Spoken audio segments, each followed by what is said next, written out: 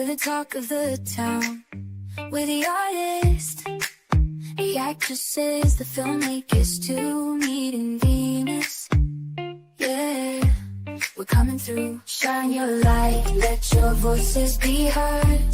We're spreading love with every single word, from the stage to the screen. We're making our mark, me and Venus, together we embark.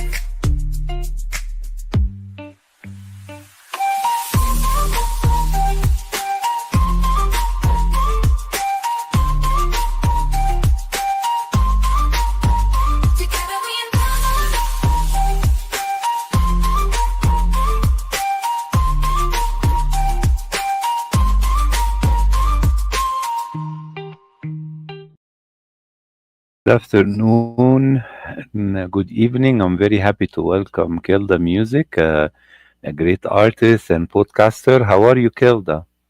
I am good. How are you?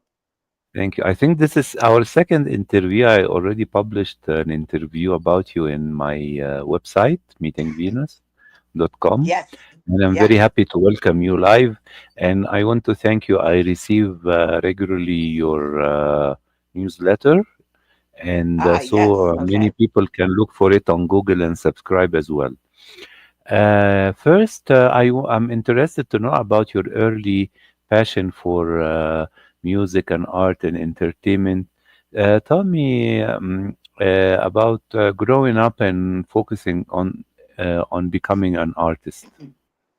Yeah, so I started out when I was a kid in performing arts, that Yes, included acting, modeling, runway fashion shows, uh, taking photos, and going on auditions. And yes, I think that stuck with me pretty much all the way yes. up till now, obviously, because Uh-huh. all I was doing was performing. Even if I'm Yes, auditioning, I'm performing. yes, If I'm, yes, podcasting, I'm performing, right? So yes, either way, it's a form of performing arts. for And sure. at a younger age, that's when I really, really gravitated towards the industry because it was calling me, and I felt like I was in my own comfort zone and that Yes, I could let loose and expand and exercise my talents on a platform. And so, again, it started when I was a child, and I just kept growing, growing, developing, working on my artistry, working on my brand, my image, my health, everything. And, geez, everything just kind of just came together. yes. Yes, and right now I've been seeing that you early, when you were at a young age, you started to sign with talent agencies. This is right. Yeah, yeah. My first talent agency was when I was 5 years old, and that's when I actually had my first headshots done. Uh-huh. It was called like LA Agency, I think, and Yes, it was so funny. The day of the day where I had to get my headshots done, we brought my cat with me to make me uh-huh. feel comfortable, and we were actually taking photos at the playground, and Yes, my cat just got fed up with it, me holding it in the picture and stuff. It ran up the tree and never came back down. So that mm-hmm. kind of like ruined the mood for me. So the photographer was really smart. He told my parents, okay, since she's in a sad mood right now because the cat won't come down the tree, let's do Yes, some pictures of her looking sad and holding a stuffed animal, wishing it was her cat. yes, So that right there really brought out a different character in me, and um, again, it just really it brought out just the talent in me and the want to do it, the yes. need to do it. So yeah, that's how you have me today. Great. Tell me about breaking through in acting and singing. How did it started in your career? Yeah, so it's funny. When I was 15, I was, recording my first hip hop track and R&B song. And I remember going to these two manager guys. I said, "Hey, which one do you like better? Do you like me singing or do you like me rapping?" And they were like, "We Yes. like you rapping a lot better." Yes. So, of course, I kind of didn't really listen. So I started to work with more producers and I was singing, but I've always been a writer. I've always been a storyteller. I've always Yes. been, a creative writer. So Yes. I recorded with this producer, and we cut a whole R&B album, and it took a lot of work. And I Yes. was proud of myself at the end, but I just realized, I don't really think I'm a singer. And so, fast forward, when I moved from San Jose to Oakland, that's when Keldamuzik was born. That's when Yes. Keldamuzik, hip hop artist, the rapper, was born. And I totally succeeded in my goals. I excelled um, in everything that I've done musically, which opened the door for acting. So, Yes. acting, I got my start being in a couple of student films, short films. Then I produced my own short film called Love the Original Way. Yes. And I just cast friends, family members. Um, I paid a producer slash director, and he pretty much facilitated everything for me. And it really came out professionally done.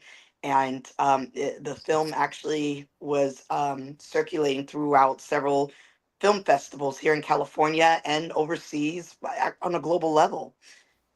So, right there is when I started to audition for other film projects, TV projects, and I started landing roles. And the biggest role that I had was in a film called First Date. It was streaming on Hulu and Disney Plus. Now it's on Tubi, and I guess it's also going to stream on other major platforms, especially overseas. And from there, I started a talk show called Diva Talk Tonight. And Yes. Diva Talk Tonight is on Tubi. Yes. And that's a show where I interview a lot of guests, such as Ah, yourself, people and whether it's entertainment, whether it's, health, whether it's uh, you know, uh, mm, I don't know, the corporate world, right? Just yes. interviewing people of different backgrounds. So that also enhanced my Yes. hosting skills. So that's why I'm just like this triple phenomenal threat from music, TV, film, fashion, entrepreneurship. Yes. And I see the background is your studio right now, right? The background Yes, I'm you in have. my studio right now. Yeah. Yes. Yes, because I'm seeing it frequently on your newsletter and your videos. Yes. Tell me, do you do as well online interviews or only you receive guests from the United States or near you in the studio? Oh no, we do online. So that's Well, what Diva Talk the podcast is for. yes, We do it online, and then we distribute it to all the platforms: Spotify, iTunes, yes, iHeartRadio, and yeah. So we normally film on Zoom or StreamYard or even Instagram Live if that's yes. easier for people. Uh-huh. And so yeah, we're always looking for guests. Yes, and I've seen as well as a music performer, you did a lot of tours, and although you had a lot of hit singles, I mean Hmm. "Thirsty" and "Queen for a Night," and you toured with many artists as well, like Jah Cure and Lloyd and stuff like Hmm. that. Tell me, right now, do you have time to tour, or you're focusing on your podcasts? I'm focusing on content creation. Great. So yeah, so um making, videos, music videos, as well as distributing content on different Uh-huh. platforms outside of social media. And Uh-huh. of course, yes, podcasting and locally doing performances and guest appearances. I do plan to hopefully go back overseas sometime this year. Yes, We're just trying to find the right tour that would be appropriate for me. And great. yeah, yeah. Come visit us in Ecuador. I'm working on a music festival this May. This Oh, May. oh, and you Yes, said in May? in May. Yes, in May. I want to come. I need to come. Great. You know, you have a podcast called Diva Talk Uh-huh. Podcast, and you talked to me. You mentioned about your work as an entrepreneur. Yes. So tell me about this kind of work and Thames Barrett's as well. What does it do, and what are your plans for it in the upcoming future? Yeah, so I have my company, Diggs Media Group, which is managed by my business partner, Wendy Bell, who you've spoken Yes, to. And yeah, we just come up with creative ideas, right? Like how we came out with yeah, Diva Talk, the TV show, Diva Talk, the podcast. Now we came up with a beret line called Tams. So yes, a lot of people to this day do not know what a beret is. Like when I type it, text it to people, or even post it on social media, they're like, "What's a beret?" And I yes. said, This is the hat you're wearing. yeah, yeah, it's The the hat I'm the wearing. the red berets, you know. Yeah, this one's maroon. I have 10 different colors. So Yes. I do have red ones, I have black ones, pink ones, yellow ones, purple ones, Uh-huh. gray ones, brown ones. Uh-huh. And so because of launching this merchandise to Yes. go with my brand, Mhm. I'm actually killing two birds in one stone because now I've been producing fashion shows, including Yes. models wearing the berets. And Yes. then I've been performing at the fashion shows. I've been um, pretty much generating a whole new fan base because of this beret line. And also, I've been donating the berets to hair loss organizations. And because of that, I've been invited to speak at fundraisers and talk about how I came up with the berets and what the messages behind it. And the message behind it is it's to give you an elegant, sophisticated look without trying too hard. And when I Yes. produce the fashion shows, I cast my customers to walk in the fashion show. And I'm giving an opportunity to the typical human being to be in the fashion show who's not a model, who's never had dreams or an ambition to be a model at all, but they're walking on my runway because they feel free. They feel like it's a non-judgment zone because all you're wearing is a hat, and that speaks high volumes in fashion within itself. Yes. I remember Prince had a song exactly 40 years ago, Raspberry Beret. Do you Yeah. remember this song? Yeah, yeah, It's yeah, yeah. exactly 1985. You I did. think Hmm. I was in high school. Yes. Hmm. But right now, tell me, I want your opinion about music production. Right now, for us, our artists to be successful, I get a lot of press releases about artists. And do you think right now, because you did your own touring, do you think right now touring and launching music on a platform like Spotify and YouTube Music and music videos, is it enough for an artist, I mean, to make a good living and to have extra income to produce upcoming projects? Or right now for music artists, it is challenging? So there's two sides to it, right?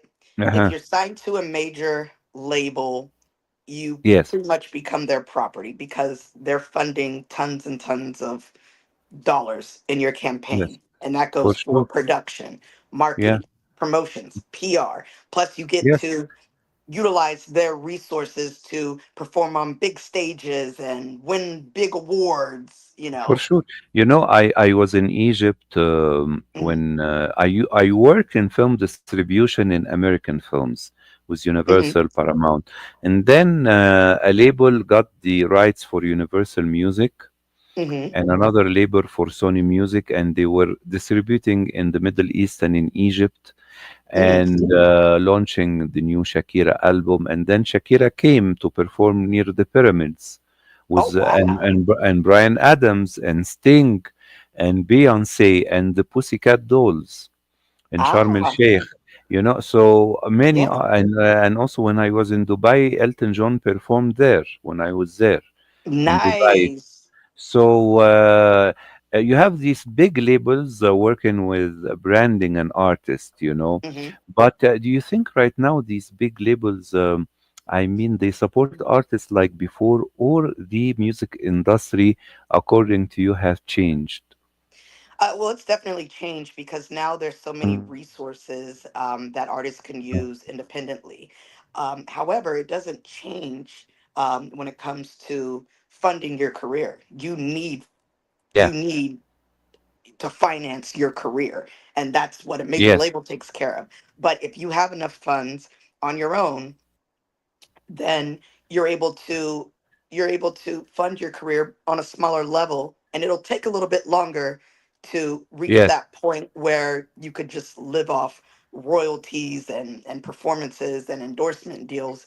But Hmm. um, we have social media that exists. We have fan to artists websites now like Even and Bandcamp, where it's making a big impact on an artist's career now because they're selling directly to their fans without a third party involved, meaning they get to make more money, keep more of their money, and recycle that money, reinvest it Hmm. back into their campaign.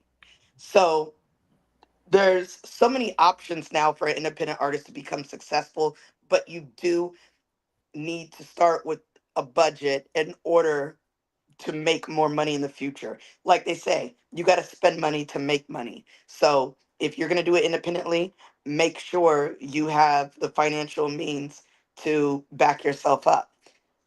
If Yes. not, then you kind of have to look at doing this as a hobby and just something to do after work. Extra. Addition. You know, I interviewed a lot of artists, you know.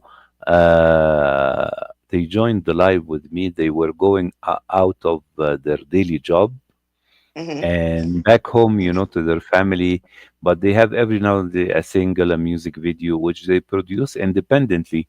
Because, of course, if you have creativity running in your blood, you know, Hmm. it's something you cannot resist, I imagine. But Yeah. I want to ask you, being like a fellow podcaster, I've been before the internet doing journalism in magazines and television, used to travel to cover film festivals for print, magazine, and also for television before the internet. Hmm. Want to ask you, do you have difficulty to get invitees to your shows? It really depends. Hmm. It depends what the marketing strategy is. It depends what type of event it is and what other Hmm. events are going on because sometimes that causes conflict. Uh, Hmm. like right now, we're having the NBA All Star here in San Hmm. Francisco. So now is Hmm. a good time to put together, or now's a good time to have an event because regardless if you have any famous people that will show up, it's still centered around NBA All Star and Yes. everyone's looking to go out and spend money and have fun.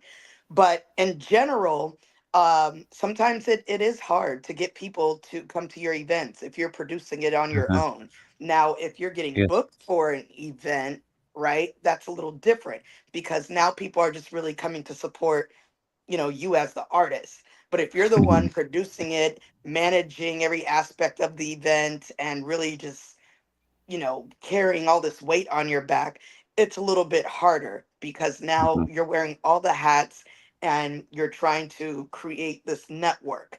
So um, it can be difficult. And again, sometimes it doesn't even matter how many followers you have, how many people are on your newsletter, whatever. Some people will support remotely and not physically.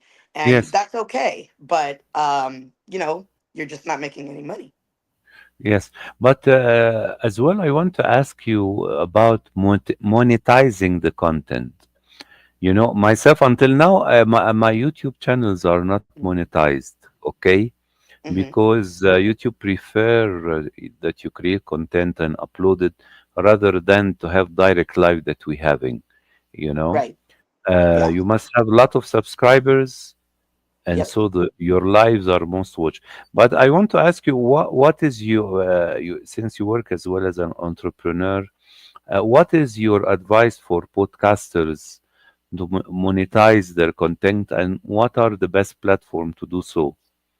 Yeah. So the best thing to do is continue to keep creating content, continue Yes, to keep doing interviews, do drops, do promos, just even talk to yourself on the podcast and just talk yes, to your hmm, fan base, your social media fan base, and let yes, them know what you're up to, and when the next show is coming on, and look for more guests and look for guests abroad, right? Like you were saying, do you just do interviews physically or online? mhm, Reach out to people with different backgrounds, don't just stick with one.